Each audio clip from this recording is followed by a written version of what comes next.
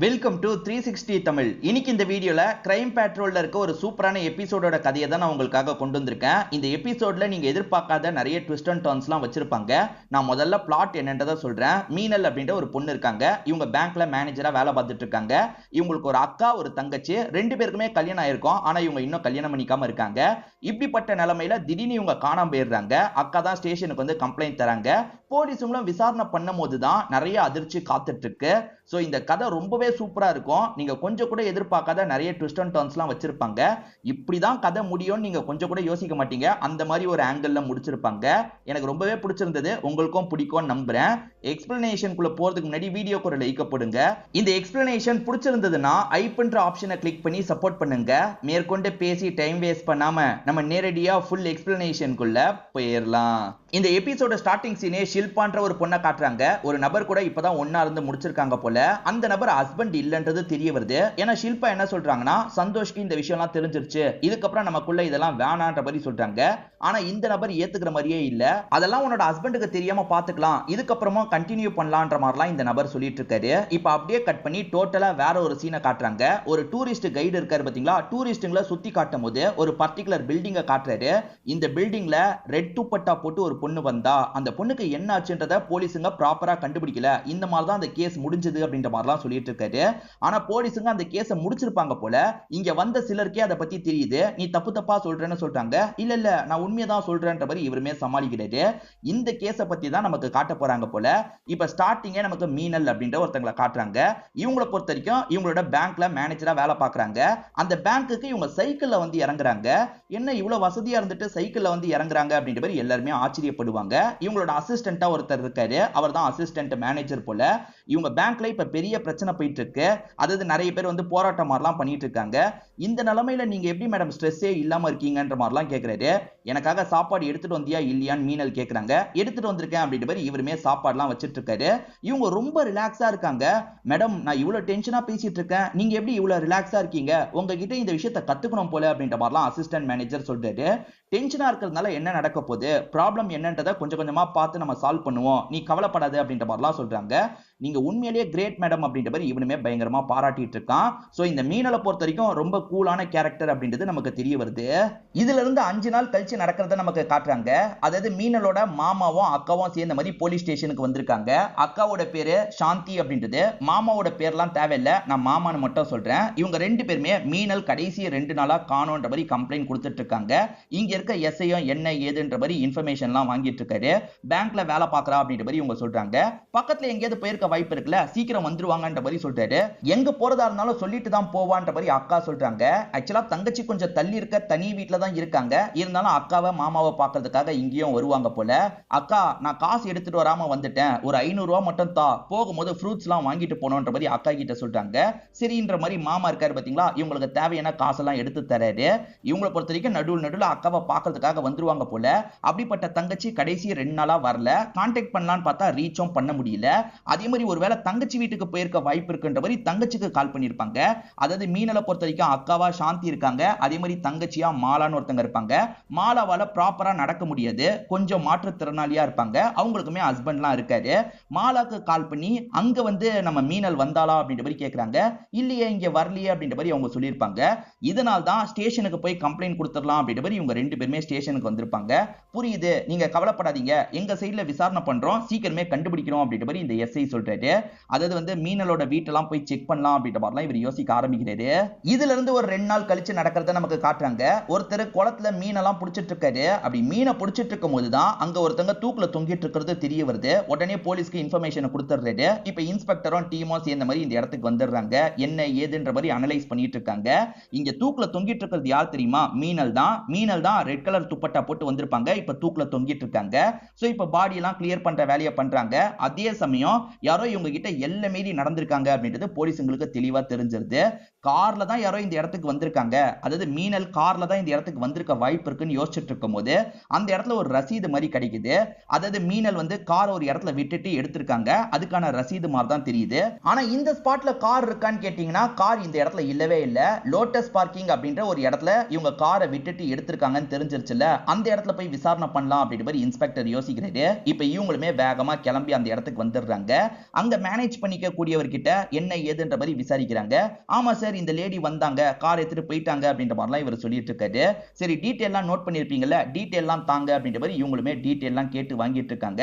அதே மாதிரி சிசிடிவியும் செக் பண்றாங்க. அதாவது இந்த இடத்துல இருந்து காரை எடுத்துட்டு போறது தெளிவா பதிவாயிருக்கு. ஆனா அந்த பகுதியில கார் இப்ப மிஸ் ஆகுதுன்னா யாரோ ஒருத்தர் பிளான் பண்ணி சாவடிச்சிருக்காங்க. அதுக்கப்புறம் காரையும் எடுத்துட்டு போயிருக்காங்க போல. காரை எடுத்துட்டு போனவன் தான் கில்லர் அப்படின்றது இவங்களுக்கு தெரிஞ்சிருது. யாரு என்னன்றதை சீக்கிரமா கண்டுபிடிக்கணும்ன்ற மாதிரி யோசிக்கிறாங்க. ஏற்கனவே மிஸ்ஸிங் கம்ப்ளைண்ட் ஃபைல் ஆயிருக்கிறதும் இவங்களுக்கு தெரிய வருது. இப்ப அப்படியே கட் பண்ணி நமக்கு தங்கச்சியை காட்டுறாங்க. இவங்களை பொறுத்த வரைக்கும் அக்கா மிஸ் ஆயிட்டாங்கன்னு நினைச்சு ஃபீல் பண்றாங்க. தங்கச்சிக்கு ஹஸ்பண்ட் இருக்கிறதா சொன்ன பாத்தீங்களா, அவர் ஆறுதல் சொல்லிட்டு இருக்காரு. ஆனா இந்த அக்கா இருக்காங்கல்ல, தங்கச்சி ஹஸ்பண்ட ப்ளேம் பண்றாங்க. எல்லாம் ஒன்னால வந்தது அப்படின்ற மாதிரி ப்ளேம் பண்றாங்க. நான் என்ன பண்ணுவேன் அப்படின்ற மாதிரி தங்கச்சி ஹஸ்பண்ட் இருக்கார்ல, இந்த அக்கா கிட்ட சண்டைக்காக வராரு. இவங்களுக்குள்ள மாத்தி மாத்தி சண்டை போட்டுட்டு இருக்காங்கல்ல, அப்பன்னு பார்த்து யாரோ கதவை தட்டுறாங்க. இப்ப அக்காவோட ஹஸ்பண்ட் இருக்கார்ல, சண்டை போடுறதை நிறுத்துங்க, யாருன்னு பார்க்கலான்ற மாதிரி கதவை திறக்கிறாரு. அந்த இடத்துக்கு வந்திருக்கிறது யாருன்னு பாத்தீங்கன்னா அசிஸ்டன்ட் மேனேஜர் தான். வந்தவர் ஏதோ தகவல் சொல்றாரு, என்ன சொல்றாருன்னு தெரியல. ஸ்டார்டிங் ஷில்பான்னு ஒருத்தங்களை காமிச்சாங்க பாத்தீங்களா, அந்த ஷில்பாவை பொறுத்த வரைக்கும் சந்தோஷ்னு ஒரு ஹஸ்பண்ட் இருப்பாரு. அந்த ஹஸ்பண்டுக்கு ப்ராப்பரான வேலை இல்ல, அதனால அவருக்காக ஒரு டெம்போவை ஏற்பாடு பண்ணி தந்திருக்காங்க. இதை இதுக்கப்புறம் நீங்க ஓட்டுங்கன்ற மாதிரிலாம் பேசிட்டு இருக்காங்க.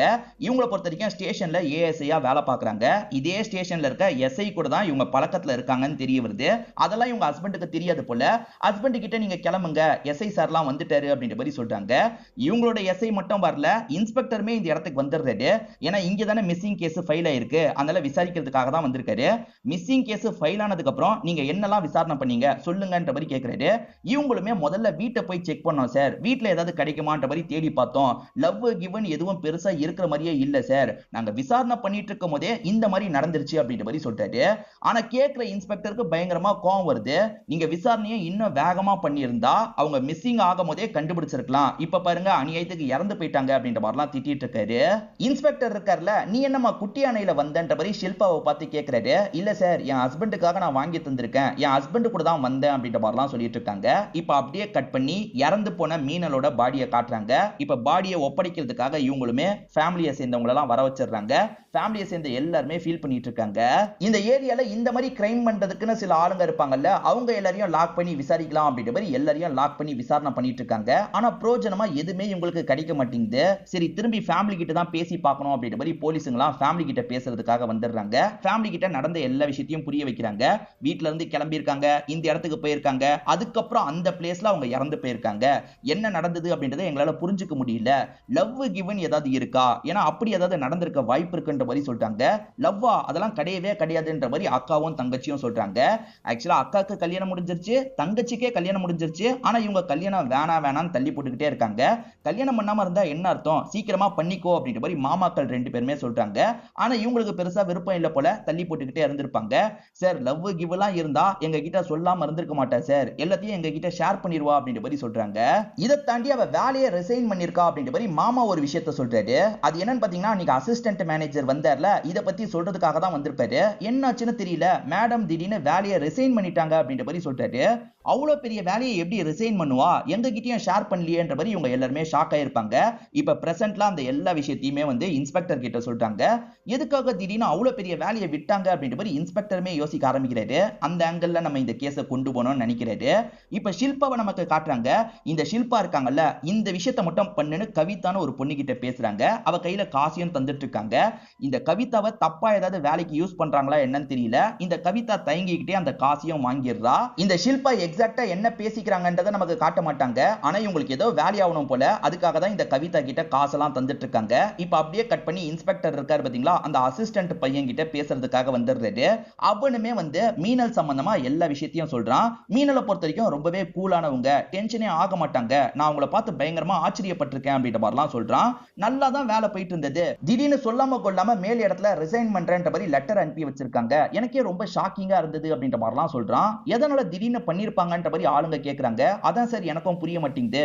அதே மாதிரி அக்கவுண்ட்ல 40 லட்சம் ரூபாய் கிட்ட வச்சிருந்தாங்க சார், அது எல்லாமே எடுக்கப்பட்டிருக்கு சார் அப்படின்ற மாதிரி இவன் சொல்றான். அப்படி என்ன உங்களுக்கு தேவை வந்திருக்கோன்ற மாதிரி போலீஸ் அசிஸ்டன்ட் கேக்குறாரு. அதுக்கு அசிஸ்டன்ட் மேனேஜர் இருக்கார்ல, அதுதான் சார் எனக்கும் புரிய மாட்டேங்குது, அவங்க கடைசி கொஞ்ச நாளா எல்லா காசையும் பெறறதுக்கான விஷயத்தெல்லாம் பண்ணாங்க, ஏன் எதுக்குன்னு எனக்கு தெரியல அப்படின்ற மாதிரிலாம் சொல்றான். தெரிஞ்சுக்கிட்ட எல்லாத்தையும் இன்ஸ்பெக்டர் கிட்டயும் சொல்றாங்க.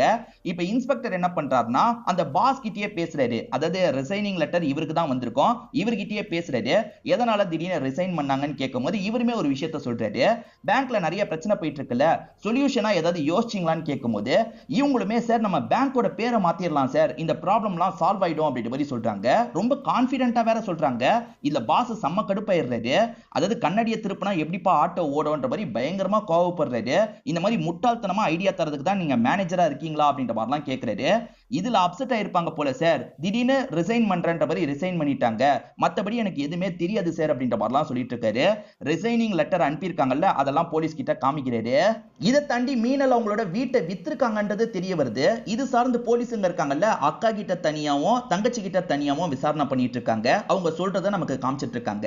அது என்னன்னு பாத்தீங்கன்னா, இந்த வீடு வந்து 3 பேரோட பேர்லயும் இருக்கும். மீனல் என்ன சொல்றாங்கன்னா, இந்த வீடை நான் எனக்காக எழுதிக்கிறேன், என்ன காசு தரணுமோ உங்ககிட்ட காசை தந்துடுறேன்ற மாதிரி அக்கா கிட்டயும் தங்கச்சி கிட்டயும் சொல்லியிருப்பாங்க.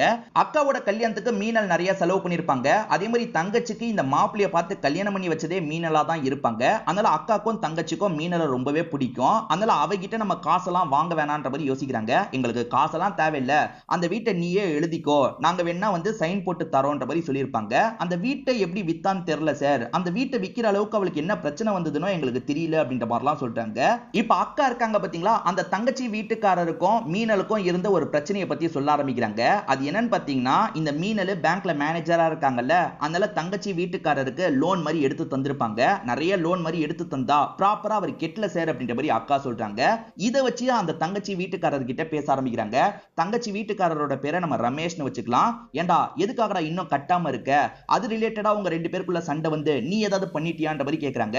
சார் அப்பெல்லாம் கிடையவே கிடையாது சார், என் பிசினஸ் கொஞ்சம் லாஸ்ல போயிட்டு இருக்கு, அதனால தான் சரியா பே பண்ண முடியல, நான் சீக்கிரமே அந்த கடன் எல்லாத்தையும் அடைச்சிருவேன் அப்படின்ற மாதிரி இவனுமே இந்த இடத்துல பேசுறான். மீனல் என்ன சொல்றாங்கன்னா, என் பேங்க்ல ஏற்கனவே நிறைய பிரச்சனை போயிட்டு இருக்கு, நீ வாங்கின லோனுக்கும் நான் தான் பதில் சொல்லிட்டு இருக்கேன், சீக்கிரமா லோன் அமௌண்ட்டை பே பண்ணிரு, இல்லன்னு வச்சுக்கோ உனக்கு எதிரா நானே கேஸ் கொடுக்க வேண்டி இருக்குன்ற மாதிரிலாம் சொல்லியிருப்பாங்க. எல்லாரும் முன்னாடி வச்சும் சொல்லியிருப்பாங்க. அதனால கோவப்பட்டு இவன் ஏதாவது பண்ணிருப்பானா அப்படின்ற மாதிரி இன்ஸ்பெக்டர் பயங்கரமா விசாரணை பண்றாரு. சார் சத்தியமா எனக்கும் இதுக்கும் எந்த ஒரு சம்பந்தமும் கிடையாதுன்ற மாதிரிலாம் ரமேஷ் சொல்றாரு. அதனால இன்ஸ்பெக்டரும் இங்க இருந்து கிளம்பிடுறாரு. இப்ப சந்தோஷ காட்டுறாங்க, அதாவது ஷில்பாவோட ஹஸ்பண்ட காட்டுறாங்க. ஷில்பா நைட் டியூட்டில இருந்து திரும்பி வரலன்ற மாதிரி சொல்றாரு.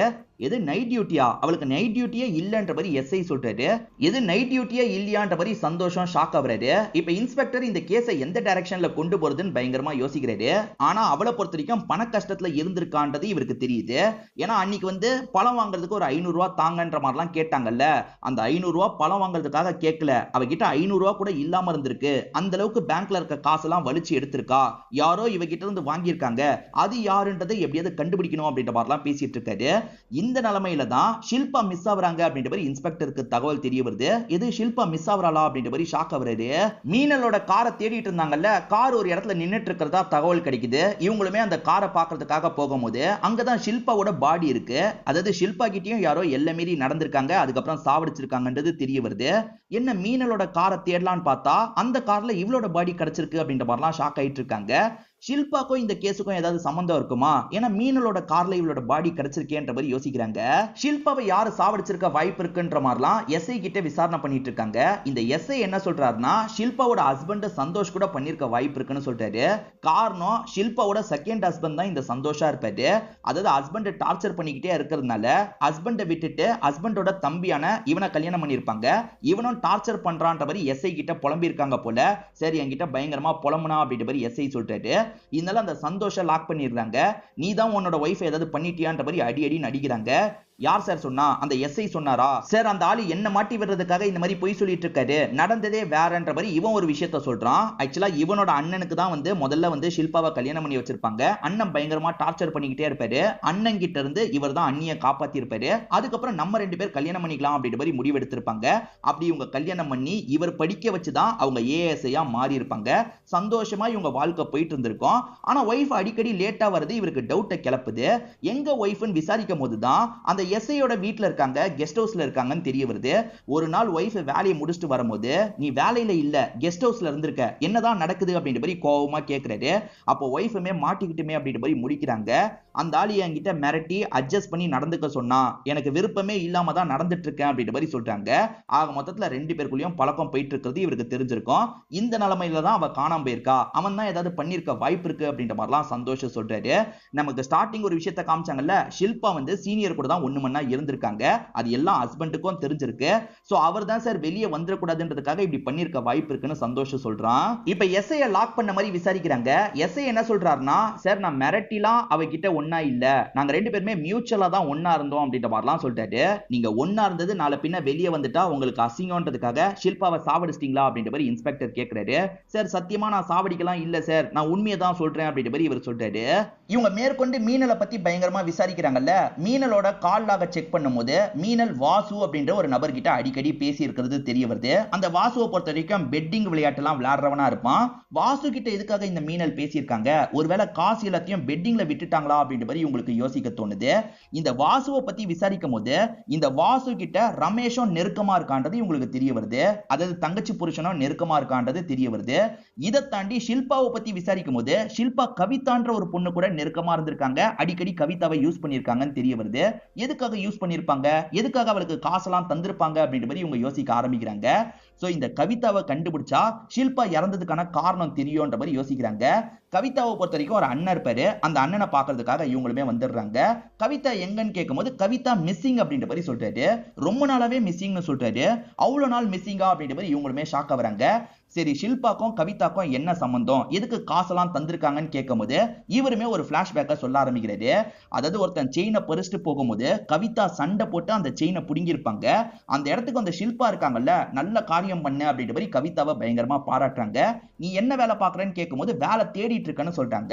சரி எனக்காக நீ இன்ஃபார்மர் வேலை பாக்குறியா, கேஸ்ல எனக்கு ஏதாவது இன்ஃபர்மேஷன் கிடைச்சா அதை டீடைலா விசாரிச்சு சொல்ற வேலையை பார்க்கணும், உனக்கு சம்பளமும் தரன்ற மாதிரிலாம் சொல்லியிருப்பாங்க. சரின்ற மாதிரி கவிதா வேலைலாம் பார்க்க ஆரம்பிச்சிருப்பா. கடைசியா கூட மீனல் கேஸ்ல ஏதாவது இன்ஃபர்மேஷன் கிடைச்சா சொல்லுன்ற மாதிரி தான் காசை தந்திருக்காங்க போல. அவங்க ப்ரொமோஷனுக்காக கவிதாவை யூஸ் பண்ணாங்க அப்படின்ற மாதிரிலாம் இந்த அண்ணன் சொல்லிட்டு இருக்கான். இப்ப ரமேஷை லாக் பண்ணி விசாரணை பண்றாங்க. இந்த ரமேஷை பொறுத்த வரைக்கும் மீனல் கூட ஒன்னா படிச்சவரா இருப்பாரு.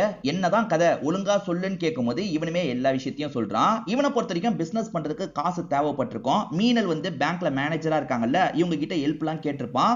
மீனல்மே நான் கண்டிப்பா உனக்காக பண்றேன், ஆனா எனக்காக நீ ஒரு ஃபேவரை பண்ணணும் அப்படின்ற மாதிரி கேட்கறாங்க. அது என்னன்னா, என் தங்கச்சியை பொறுத்த வரைக்கும் ப்ராப்பரா நடக்க முடியாது, நீ அவளை கல்யாணம் பண்ணிக்கிறியா, அவ ரொம்ப நல்ல டைப், கல்யாணம் பண்ணிக்கிட்டா நல்லா இருக்கும்ன்ற மாதிரி சொல்லிட்டாங்க. தங்கச்சிக்கு ஒரு லைஃப் அமைச்சு தரதுக்காக இப்படி பேசுறாங்க. இவனுமே லோன் கிடைச்சா நல்லா இருக்கும்ன்றதுக்காக சரின்ற மாதிரி ஏத்துக்கிறான். அப்படிதான் இவன் இந்த வீட்டோட மாப்பிளையா மாறி இருப்பான். ஆனா அதுக்கப்புறம் லோனுக்காக என்கிட்ட சண்டை போடும் போது எனக்கு கோவம் வந்துருச்சு சார், அதனால சில வார்த்தையை விட்டுருக்கன்ற மாதிரி இவன் சொல்றான். சரி இவன் பேரு வாசு, இவன் கூட நீயும் டீலிங்ல இருக்க, அதே மாதிரி வந்து மீனலும் டீலிங்ல இருந்திருக்கா, என்னதான் விஷயம்னு கேட்கும் போது இவனை பொறுத்த வரைக்கும் எனக்கு பெட்டிங் பழக்கம்லாம் இருக்கு சார், அதே மாதிரி மீனலுக்கும் பெட்டிங் பழக்கம் இருந்திருக்கு போல, எனக்கு வாசு சொல்லி தான் தெரிஞ்சது சார், அவளுமே பெட்டிங்ல நிறைய காசெல்லாம் ஜெயிச்சிருக்கா, நான் தோத்துக்கிட்டே இருக்கேன் ஆனா அவ ஜெயிச்சுக்கிட்டே இருந்திருக்கா சார் அப்படின்ற மாதிரிலாம் சொல்றான். ஜெயிச்சுக்கிட்டே இருந்தா காசெல்லாம் அவகிட்ட தானே இருக்கணும், காசெல்லாம் எங்க போச்சுன்ற மாதிரி ஒரு கேள்வி வருது. இப்ப வாசு ஒரு பக்கம் தேடிட்டு இருக்கும் போது அந்த வாசுவும் மாட்டிக்கிறான். இவன் இல்லீகல் வேலை பண்றதுனால மறைஞ்சிருப்பான். போலீஸுங்க புடிச்சிடுறாங்க. அவன் நிறைய அவங்கிட்ட பெட்டிங்லாம் கட்டியிருக்கால, அந்த பெட்டிங்ல அவ தொடர்ச்சியா ஜெயிச்சாலா இல்லையான்னு கேட்கும்போது நிறைய ஜெயிக்க தான் சார் செஞ்சாங்கன்ற மாதிரி இவன் சொல்றான். எல்லாருமே ரவுண்டா தானே அமௌண்ட்டை கட்டுவாங்க, அதாவது 1000 ரூபாய் 2000 ரூபாய் கட்டுவாங்கல்ல. ஆனா இவங்களை பொறுத்த வரைக்கும் 997 998 இந்த மாதிரி நம்பரை சொல்லி இந்த அமௌண்ட்டுக்கு கட்டுன்ற மாதிரி சொல்லுவாங்க. எனக்கு ஒண்ணுமே புரியல சார், அவங்க சொல்ற விஷயத்த பண்ணுவேன், வர காசை அவங்க கிட்ட தந்துடுவேன், கமிஷன் மாதிரி வாங்கிப்பேன், மத்தபடி எனக்கு எதுவுமே தெரியாதுன்ற மாதிரிலாம் இந்த வாசு சொல்லிட்டு இருக்கான். எதுக்காக அந்த மாதிரி வித்தியாசமான அமௌண்ட்ல பெட் எல்லாம் கட்டினாங்க அப்படின்ற மாதிரி இவங்க யோசிக்கிறாங்க. நியூமராலஜி எல்லாம் சிலர் பார்ப்பாங்க பாத்தீங்களா, ஒருவேளை அந்த மாதிரி இருக்குமான்ற மாதிரி இவங்களுக்கு டவுட் வருது. ஏன்னா மீனலோட வீடை இவங்க செக் பண்ணும்போது அந்த இடத்துல நியூமராலஜி சார்ந்து நிறைய புக் எல்லாம் அவங்க வச்சிருக்கிறது தெரிய வந்திருக்கும். அப்ப மீனலுக்கு இந்த பெரிய நம்பிக்கை இருக்கு போல, இதனால தான் பேங்கோட பேரை மாத்தலான்ற மாதிரி முட்டாள்தனமா ஐடியாலாம் தந்திருக்கா. சோ இது ரிலேட்டடா தான் இவளோட கொலை நடந்திருக்கு, இதுக்கு பின்னாடி யார் இருக்காங்கன்றதை கண்டுபிடிக்கணும்ன்ற மாதிரி பேசிக்கிறாங்க. இப்ப மங்கள் அப்படின்ற ஒரு பெரிய ஜோசியரை காட்டுறாங்க. இவரோட ஒய்ஃப் பயந்துகிட்டே டீயை கொண்டு வரும்போது தெரியாதனமா டீ கொஞ்சம் சிந்திருது. இவருமே கோவப்பட்டு திட்டுறாரு. நான் ஒருத்தனோட விதியை பார்த்து எழுதிட்டு இருக்கேன், நீ இந்த நேரத்துல டீயை கொண்டு வந்து கொட்டிட்டியே அப்படின்ற மாதிரிலாம் ஒய்ஃபை திட்டுறாரு. ஒய்ஃபுமே அழுகுறாங்க. மீனல் கிட்ட நிறைய புக் இருந்ததுல மங்களோட புக் நிறைய இருக்கு, அதே மாதிரி வந்து விஸ்வான்றவரோட புக் நிறைய இருக்கு. இவங்க ரெண்டு பேரை பார்த்து ஏதாவது பேசலாமா அப்படின்ற மாதிரி இவங்க இவங்களுமே யோசிக்க ஆரம்பிக்கிறாங்க. இந்த நிலைமையில தான் இவங்களுக்கு ஷாக்கிங்கான ஒரு விஷயம் தெரிய வருது. அது என்னன்னா, கொஞ்ச நேரத்துக்கு முன்னாடி மங்கள்னு ஒருத்தரை காமிச்சாங்க பாத்தீங்களா, அவர் ஒரு இடத்துல இறந்து போயிருக்காரு. இவரை யாரு சாவடிச்சிருப்பா அப்படின்ற மாதிரி இவங்க யோசிக்க ஆரம்பிக்கிறாங்க. மங்களுக்கு ஒரு ஒய்ஃப் இருக்க மாதிரி காமிச்சாங்கல்ல, அந்த ஒய்ஃப் கிட்ட பயங்கரமா விசாரணை எல்லாம் பண்ணிட்டு இருக்காங்க. கொஞ்ச நாளைக்கு முன்னாடி ஹஸ்பண்ட் அடிச்சார்ல, அதெல்லாம் இவங்க மறைச்சிடுறாங்க. ஹஸ்பண்ட பத்தி நார்மலா சில டீடைல் எல்லாம் சொல்லிட்டு இருக்காங்க.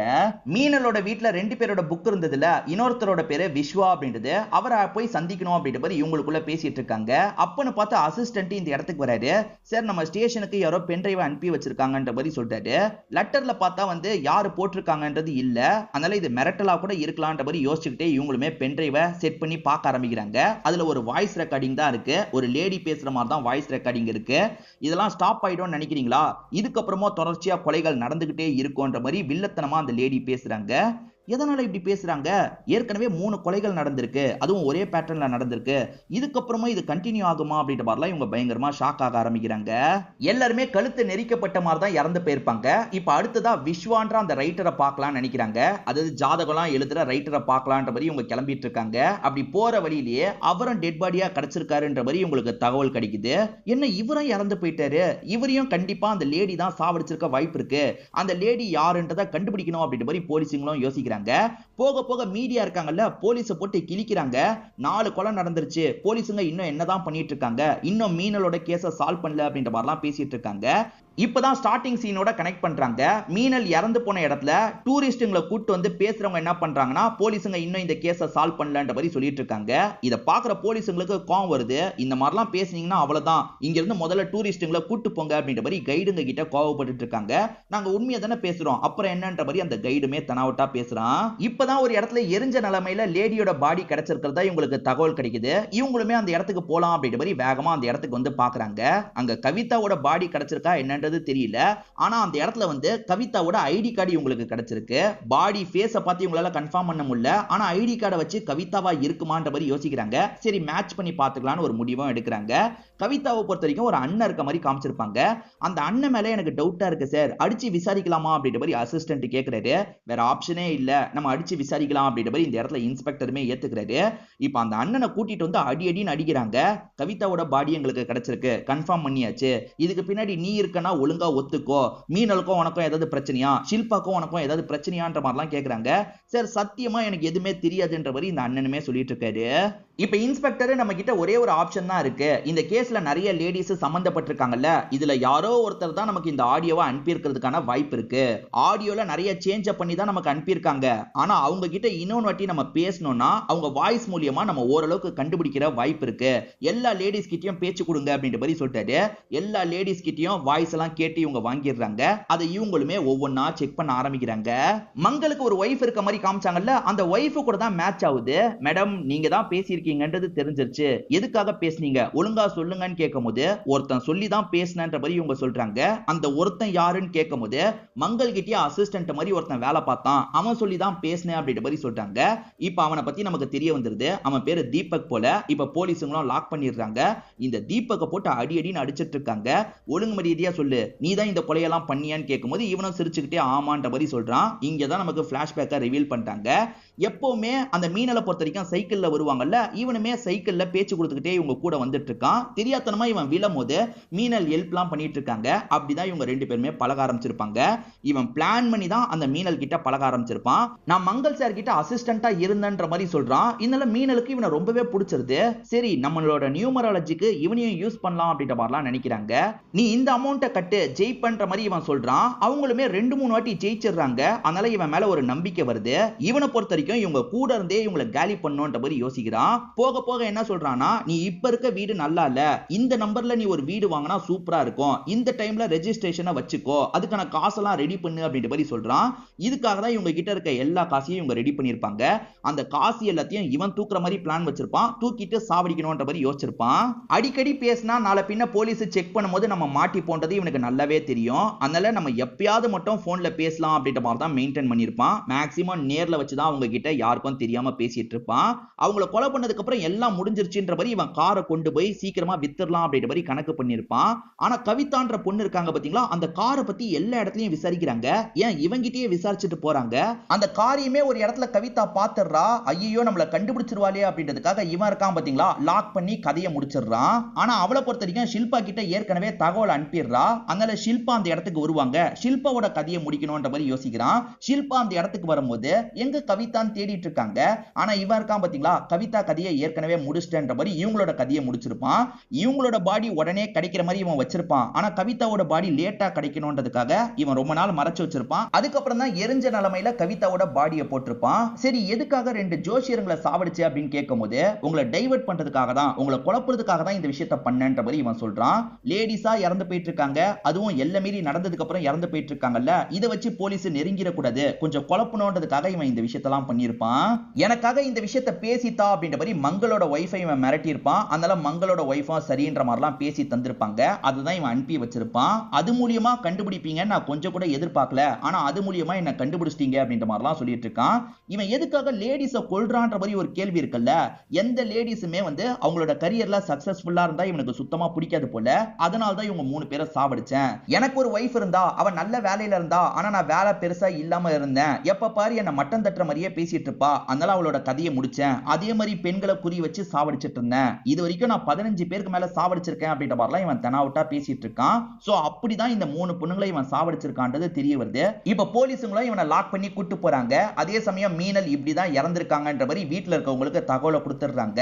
இப்ப மீனலோட சின்ன வயசு போட்டோவை பார்த்து அக்கா தங்கச்சி 2 பேருமே ஃபீல் பண்றாங்க. இதோடயே இந்த கதை முடியுது. கண்டிப்பா இந்த கதையில வந்த ட்விஸ்ட் அண்ட் டர்ன்ஸ்லாம் உங்களுக்கு பிடிச்சிருக்கும்னு நம்புறேன். இந்த வீடியோ உங்களுக்கு பிடிச்சிருந்ததுன்னா லைக் பண்ணுங்க, கமெண்ட் பண்ணுங்க, மறக்காம 360 தமிழ் சேனலை சப்ஸ்கிரைப் பண்ணுங்க. தொடர்ச்சியா இந்த மாதிரி வீடியோக்கள் வந்துகிட்டே தான் இருக்கும்.